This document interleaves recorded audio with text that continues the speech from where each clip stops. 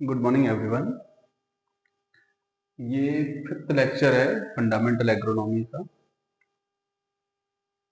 Fifth lecture जिसमें tilth और tillage के बारे में बात करेंगे। टिलेज एंड टिल्थ दो शब्द हैं, दो वर्ड हैं, टिलेज और टिल्थ। ठीक है, तो टिलेज कोई नया कॉन्सेप्ट नहीं है, बहुत पुराना कॉन्सेप्ट है tillage. Primitive mans use tools to disturb the soil for placing the seed. है ना, सोयल को डिस्टर्ब करते हैं बीज की बुवाई के लिए, इसको कहते हैं टिलेज। ठीक है, टिलेज जो शब्द है, the word tillage is derived from Anglo Saxon word. इस शब्द से इसको लिया गया है, एंग्लो सैक्सन वर्ड से, जिसका मतलब होता है टिलियन। इसका मतलब होता है टिलियन और टियोलियन। या तो टिलियन हो सकता है या टिलियन हो सकता है, दो मतलब होते हैं इसके। जिसका मीनिंग होता है meaning to plough and prepare soil for seed to sow. ठीक है, तो टिलियन वर्ड का मतलब हो गया मिट्टी की तैयारी या खेत की तैयारी करना जिसमें बीज की बुवाई की जा सके। है, बीज की बुवाई के लिए खेत को तैयार करना ही टिलेज कहलाता है। टिलेज के फादर है Jethro Tull, father of tillage Jethro Tull, who is considered as father of tillage. ठीक है, इन्होंने सजेस्ट किया है, Jethro Tull suggested that through plowing is necessary so as to make the soil into fine particles। यानी कि बड़े बड़े ढेले जो रहते हैं खेत में, बड़े बड़े ढेले, इनको कन्वर्ट करना है कैसे? फाइन पार्टिकल्स, इसमें कन्वर्ट करना है। टिलेज का काम क्या होता है? फाइन पार्टिकल्स को कन्वर्ट करना है। एक्चुअली में टिलेज की नीड क्यों रहती है? इसकी नीड क्यों रहती है? क्योंकि जो पुरानी फसल अपन काटते हैं उसके बाद उसमें फसलों के अवशेष, खरपतवारों के अवशेष और जो सोयल रहती है वो हार्ड पेन्स क्रिएट हो जाती है उसमें, सोयल में बड़े बड़े ढेले से, और बहुत कठोर बन जाती है। तो दूसरी फसल की, सक्सीडिंग क्रॉप्स की सोइंग के लिए भी prepare the field and break the clods and break the hard pens.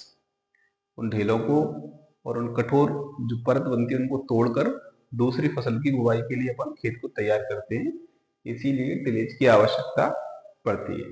ठीक है, तो इसका एक मीनिंग है ना, एंग्लो सैक्सन वर्ड से इसको लिया गया है। और Jethro Tull consider as the father of tillage, और इन्होंने सजेस्ट किया है कि फाइन पार्टिकल्स में कन्वर्ट करना सोइल को, जिससे पौधों की वृद्धि और विकास हो सकता है।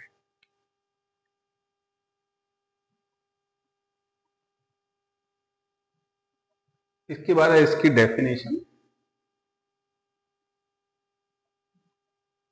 Tillage refer to mechanical manipulation.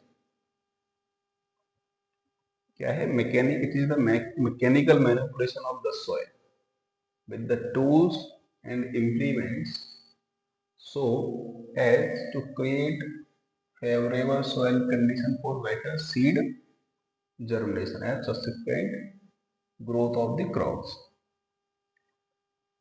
तो मिट्टी की जो आधारभूत संरचना है उसको मशीनों से, फिर टूल से और इम्प्लीमेंट से उसको चेंज करना है, और कैसी कंडीशन क्रिएट करनी है?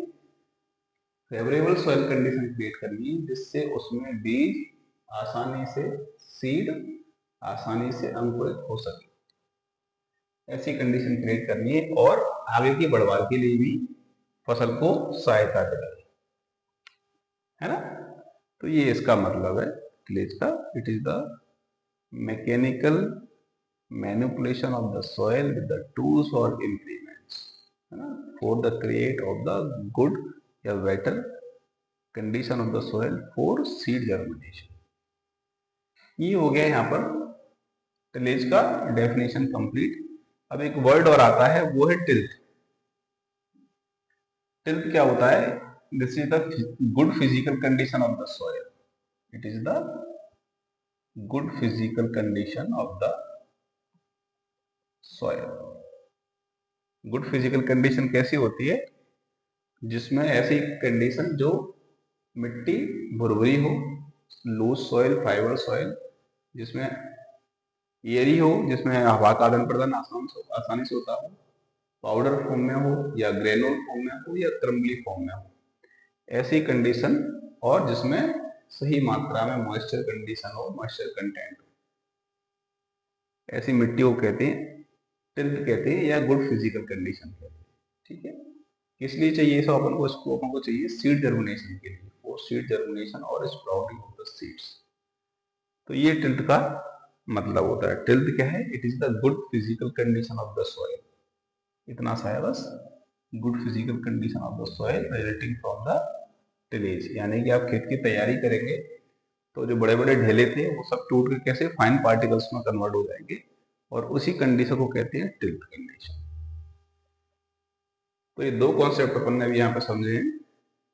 सबसे पहला है टिलेज, और टिलेज के बाद आता है टिल्थ कंडीशन.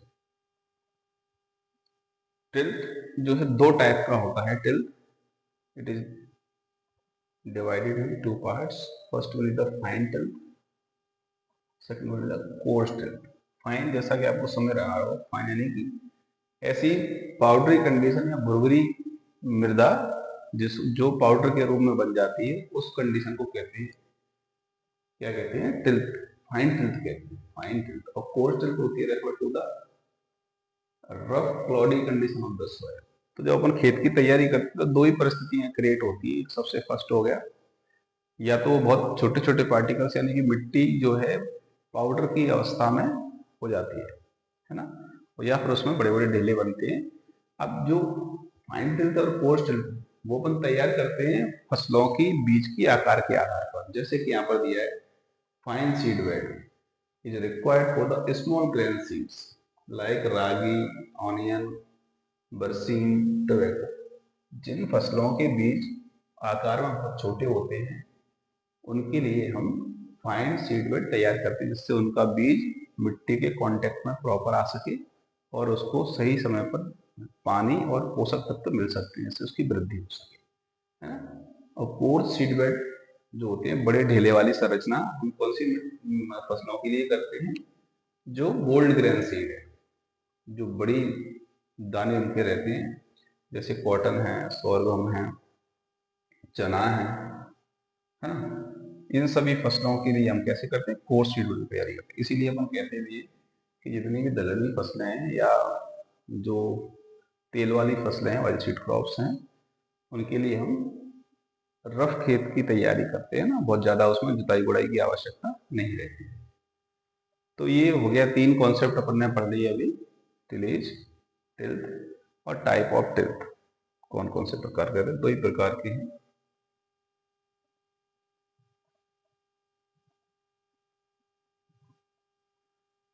अब अपन पढ़ेंगे कि क्या जो टिल्थ रहता है उसकी क्या विशेषताएं रहती है, कैरेक्टरिस्टिक्स क्या रहती हैं उसके. कैरेक्टरिस्टिक्स ऑफ गुड टिल्थ, है ना. गुड टिल्थ इसलिए आवश्यक है क्योंकि जो अंकुरण है उसमें ज्यादा संभावना रहती है अंकुरण की. इसीलिए इस कंडीशन तक अपन सॉइल को टिलेज करते हैं, प्लॉइंग करते हैं, जिससे अच्छी कंडीशन क्रिएट हो जाए. ठीक है. तो good tilth refer to favourable physical condition, यानी कि फिजिकल कंडीशन सॉइल की अच्छी होनी चाहिए. फिजिकल कंडीशन में क्या होता है? फिजिकल कंडीशन कहते हैं अपन जो अपन सिर्फ उसको छू के देख के अपीयरेंस के थ्रू बेसिस पर उसको जज कर सकते हैं कि जैसे मिट्टी भूरी है, ट्राइबल कंडीशन है, उसमें मॉइस्चर कितना है ना. इन सब के आधार पर उसको अपन कहते हैं फिजिकल कंडीशन. इसमें इस गुड टिल्थ की दो प्रॉपर्टी होती है. Tilth indicate two properties of the soil. दो प्रॉपर्टीज को शो करता है. सबसे पहला है साइज ऑफ डिस्ट्रीब्यूशन या size of particles, size of soil particles, soil particles. उसके साइज क्या है पार्टिकल्स का, है ना. दूसरा करता है मेलोनेस या फ्राइबिलिटी ऑफ सॉइल, कि मिट्टी भुरभुरी है कि नहीं. ये दो प्रॉपर्टीज अपन क्रिएट करते हैं जब भी अपन टिलेज करते हैं, तो दो प्रॉपर्टीज क्रिएट करते हैं।